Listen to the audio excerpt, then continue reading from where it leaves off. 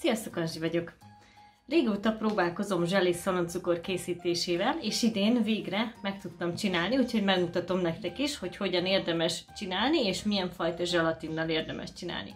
Tartsatok velem, és készítsük szaloncukrot! Zselés szaloncukorhoz kétfajta zselatint használhatjuk a sima állatit, vagy használhatjuk a növényi zselésítőt, amelyik nekünk megfelel. Én most mindkettővel fogok dolgozni.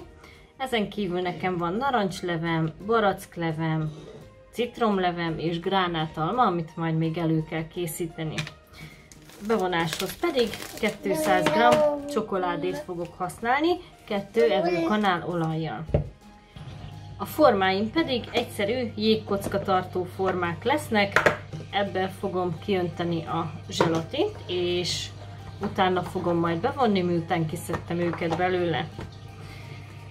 Na, ugye ez fél liter vízhez való, úgyhogy a teljes kötés érdekében 4 deciliter folyadékhoz fogom hozzáadni, és ez is fél literhez való, és szintén 4 deci folyadékhoz fogom hozzáadni.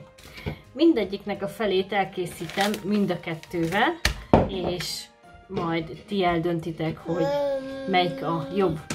Na, először is előkészítem a gránátalmát, ezt egyszerűen leturmixolom, aztán pedig egy szűrőn keresztül átpasszírozom.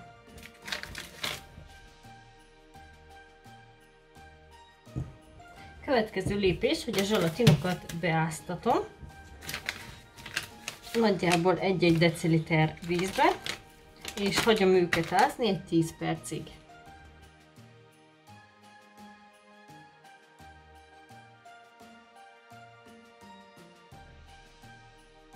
Amíg ezek áznak, addig mindegyik levet megfelezem.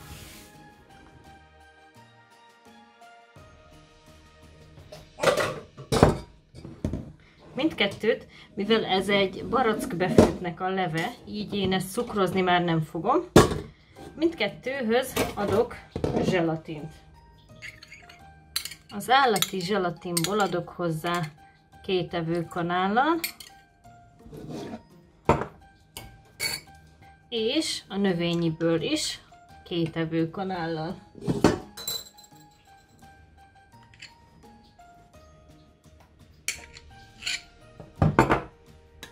És ezt felforralom a kettőt. Amíg a zselatin forr, a jégkocka tartókra ráírtam, hogy melyik állati és melyik növényi zselatin.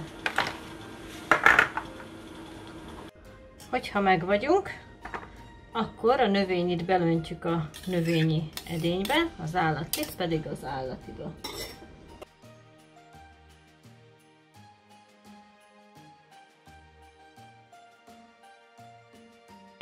És betesszük dermedni, amíg elkészítjük a többit.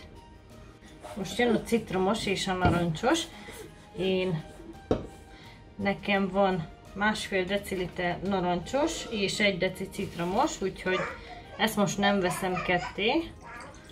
Narancsos csinálom a rendes zselatinnal, a citromosat pedig a növényivel. 1,5 deciliterhez adok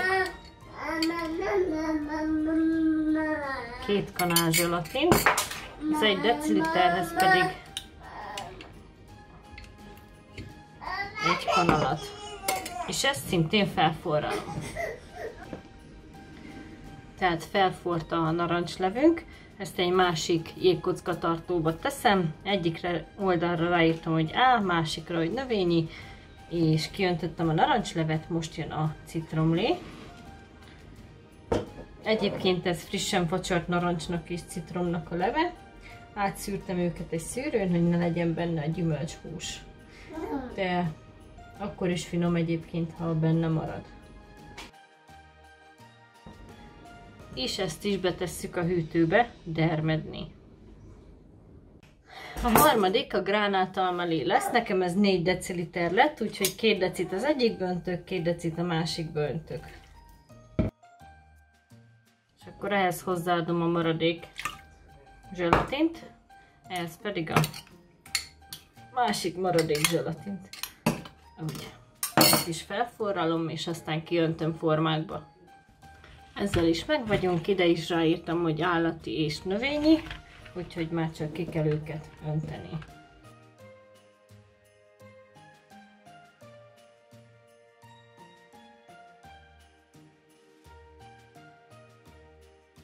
És ezt is megvárjuk, amíg szépen megdermednek.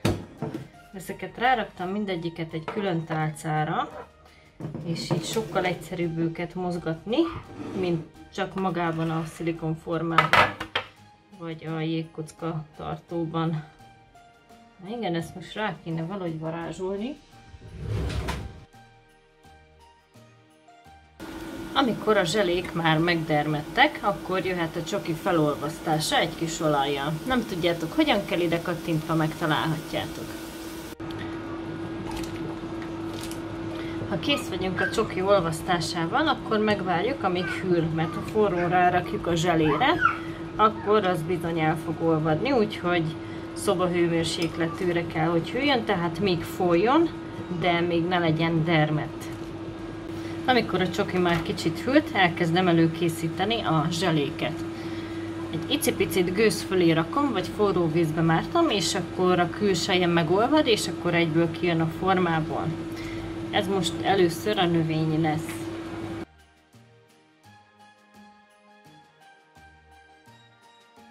Ahogy látjátok, mivel ugye megmelegítettük a külsejét, kicsit vizes lett a sütőpapír, úgyhogy nagyon fontos, hogy most tegyük vissza a hűtőbe, hogy megdermedjen szépen a külseje is. Először az állat vagy a növényi zselékkel kezdem. Egyébként ezek nagyon szépen megdermedtek. Egymás mellé kirakom őket egy sütőpapírra. Teljesen mindegy, milyen alakja van, a lényeg, hogy zselés legyen. Megpróbálhatjuk mártogatni is, vagy itt ebben leönteni, úgyis lefolyik vissza a tálba. Azt hiszem, ez a legjobb megoldás a zselés szaloncukor készítésére. Így egyesével szépen leöntjük, és akkor utána rakjuk ide megdermedni. Hogyha esetleg a csokitok közben kicsit túlságosan kihűlt, akkor visszarakjuk vízgőz fölé, és melegítünk rajta egy kicsit. És akkor most jöhet az állati. Mint láthatjátok, itt van egy kis probléma az olvadással. Megpróbáljuk ezt is azért bevonni, viszont ez a zselé, ez sokkal nyúlósabb és jobban törik, ha úgy mondhatom, mint a növényivel készült. Így egyenlőre én növényit jobban preferálnám, mint ezt az állati zselatint szaloncukor készítéshez. Aztán majd meglátjuk, melyiken marad meg jobban a csoki. Itt van a narancsos és a citromos. Na most itt jól látszik, hogy nem kötött meg rendesen a narancsos, viszont a citromos az úgymond a betonkemény, ha mondhatom ezt, úgyhogy és ugye a citromos volt a növényi, a narancsos az állati. Én most azt mondanám, hogy inkább agar-agárral dolgozzatok zselés szaloncukor készítésénél, mert sokkal jobban megszilárdul és jobban tartja az alakját is. Vékony késsel körbevágom. Félek, ha megborítom, aha, ki is fog folyni a narancs, úgyhogy előbb kiöntöm azt. Ilyen szép zselékocka lett belőle, egyébként rakhattok bele ízlés szerint cukrot is, amíg még meleg. Így hidegen már ugye nem nagyon lehet, de ha tejcsokival öntitek le, akkor szerintem csak nagyon minimális cukor szükséges hozzá. És én ezt a citromos zselét is ugyanúgy vonom be, mint ahogy ezeket a szíveket. Az egyiket rárakom az egyik villára, csokival bevonom, megvárom, még lefolyik kicsit, és folytatom így tovább a többit is. Összességében azt tudom mondani, hogy a legjobb a zselés szaloncukor elkészítéséhez az agar. Ez az agar-agar zselésítő anyag. Már is mutatom a csomagolását. Tehát én ezt a fajta zselésítőt használtam. Ezt bármelyik nagy áruházban be lehet szerezni, úgyhogy hajrá! És azt tudom nektek elmondani, hogy megkóstoltam a citromzselés szaloncukrot, hogy én már nagyon régóta nem ettem olyan szaloncukrot, mint régen, de ennek pont olyan íze van. Igen. És egyébként bármilyen gyümölcsléből el lehet készíteni. A lényeg az, hogy jobb őket hűtőben tartani, miután elkészültek, mert hajlamosak a felolvadásra. Bár ez a szaloncukor már kint van, azt hiszem 3 órája, és még mindig egyben van. Míg az állati zselatinból készült szaloncukornak valóm, az nagyon gyorsan elolvadt, úgyhogy ezért is ajánlom nektek ezt az agar-agar édesítőt. Ha tetszett a videóm, akkor lájkoljátok, iratkozzatok fel, hozni fogok még további szaloncukrokat, és már készítettem is szaloncukrokat. Nézzétek meg azt is, mert érdemes elkészíteni, nagyon finomat. Tetszett a videóm, lájkoljátok, és iratkozzatok fel a csatornámra is. Köszönöm, hogy itt voltatok, sziasztok!